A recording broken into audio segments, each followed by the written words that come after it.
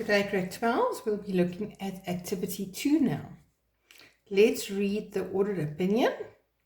We have audited the annual financial statements of Gr12 Limited, set out on pages 8 to 32.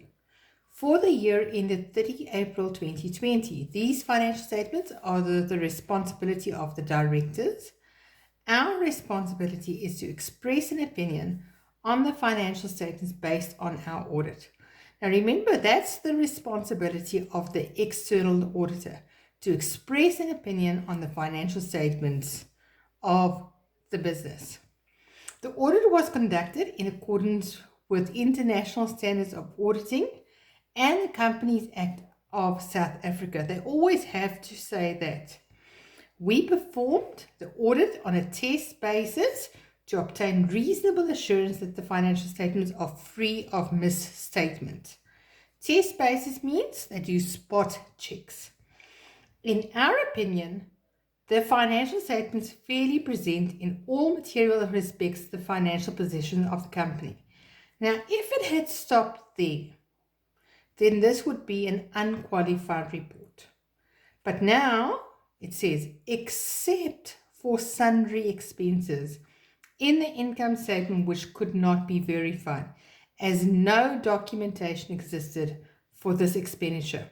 Now, because they have this except, it means there's a mistake. There's something that needs to be corrected. So therefore, this is a qualified opinion. And then it just ends off, sharp and shark, chartered accountants, registered accountants and auditors, Johannesburg Accounting, and the date. Now, number 1 says, should the shareholders be satisfied with this report, give a reason for your answer. Now, you will never say yes and no. You choose one answer. And because we had this except here, because there's a mistake or something that qualifies to be corrected, your answer here would be no. They would not be satisfied. And then you have to say, for your next mark, the report is a qualified opinion. All right? So I'm going to give a mark for saying no, and I'm going to give a mark for you saying it's a qualified opinion. Then you have to say, why is it a qualified opinion? The external auditor was not able to verify the sundry expenses. And then you can explain that. All right. But that's the main thing I want you to focus on here. Question 2. Although the audit report is addressed to the shareholders, other interested stakeholders will also be interested in it. Name 4 other stakeholders who want to examine it. Give a reason for each one's interest in the audit report. Now, these you have to go and study. Directors, because they have to see, is the business successful? They have to report to the shareholders. They have to make sure it's reliable. They want to look at the profitability of the company. Employees and trade unions. So they want to look at job stability to see, can the company afford raises, all right? Salary and wage negotiations. Banks and lending institutions to assure that the company can repay the debt. SARS is always a good one because they have to calculate the correct income tax on the profit that was made. Potential investors, someone that wants to buy shares in the company, right? Because they want to see, is this a good investment? They want to determine what is the risk if I invest in that company. And creditors, once again, they want to look at credit limits. Can you afford the debts that you have to pay to the creditors? Question 3. The fees charged by independent auditors are generally very high. How can the internal auditor assist in reducing the fees of the independent auditor? Explain. Now, I said over here, this basically boils down to the following, that you want to make sure that the financial statements are prepared as accurate as possible. So you want it free from misstatement or mistakes. So you want it to be prepared as correct as possible, because the less mistakes our external auditor finds, the few time he can spend on auditing the books. All right. This makes it easier for the external auditor to conduct the audit very quickly. All right. Question 4, why is it important for the independent auditor to belong to a professional body like SACA?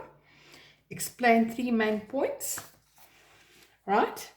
They will ensure high competence levels and compliance with international financing and reporting standards and Companies Act.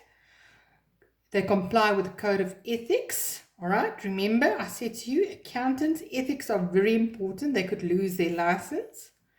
Right? They have to have professional development because things change. They have to be up to date with the latest knowledge and ways of doing things. All right? And obviously, if they don't comply with this, there will be disciplinary actions against them. And this also ensures that all auditors are qualified. All right, question 5.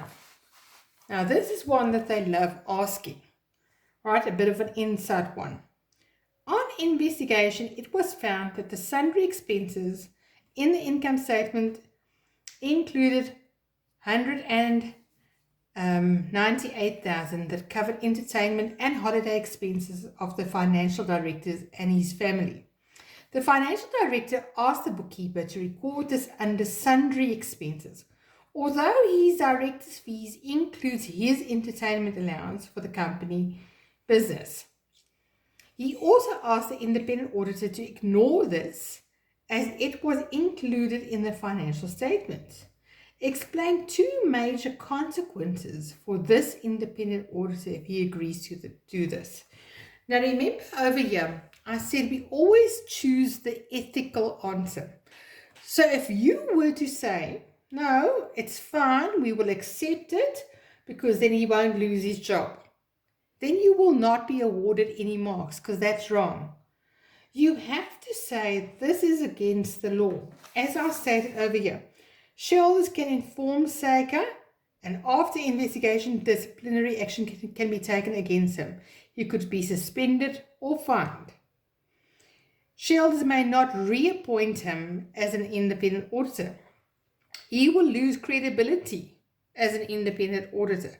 So do you see why it's important that he always has to be honest? Because he can lose his CA license in the end.